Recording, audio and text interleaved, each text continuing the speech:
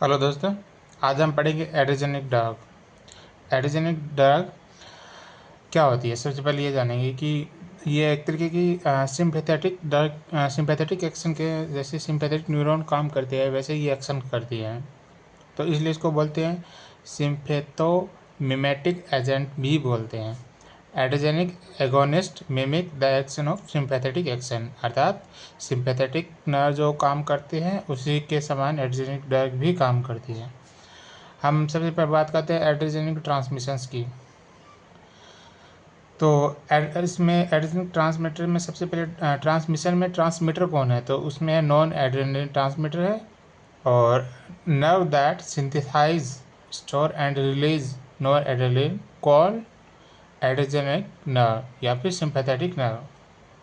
अब सबसे पहले बात करते हैं कि नॉन एड्रेनलिन का सिंथेसिस कैसे होता है। तो सबसे पहले देखते हैं कि टायरोसिन होता है, वो एक्टिव ट्रांसपोर्ट के द्वारा जो नर्व होती है उसके अंदर भेजा जाता है। टायरोसिन एंटर करता है एक्टिव ट्रांसपोर्ट के थ्रू। उसके बाद में टायरोसिन कन्वर्ट होता है डोपा में, और टायरोसिन हाइड्रोक्सिलेज एंजाइम की सहायता से।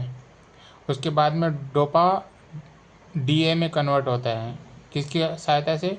डोपा डी कार्बोक्सिलेज की मदद से। ये डोपा है, ये डोपामीन है, डोपामाइन। उसके बाद में डोपामाइन साइकिल्स के अंदर इंटर करता है। अब किसके थ्रू?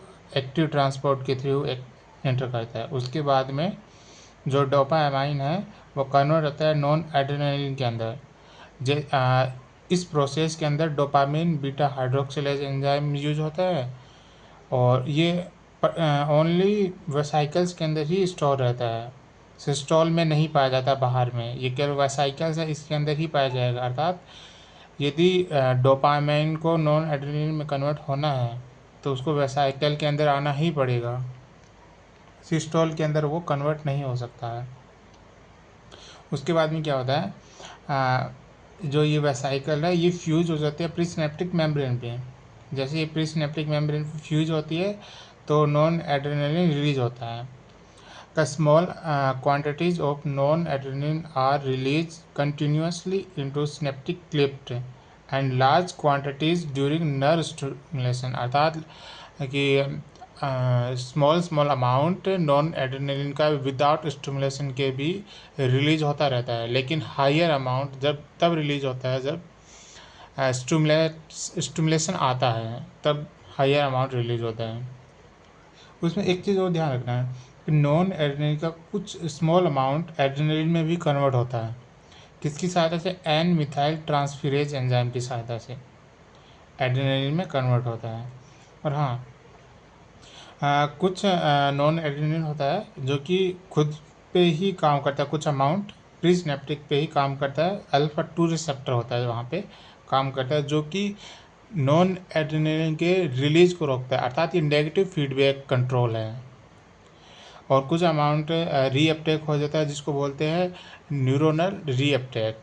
और कुछ अमाउंट होता है जो अदर टिश्यूज़ पे चला जाता है जिसको बोलते हैं एक्स्ट्रा न्यूरोनल रीअपटेक। और मैक्सिमम अमाउंट होता है जो कि अल्फ़ा 1, अल्फ़ा 2 और बीटा रिसेप्टर्स पे जाके वर्क करता है। तो दोस्तों, नेक्स्ट वीडियो के लिए इस वीडियो को लाइक करें और कमेंट करें for next video. Thank you. अगले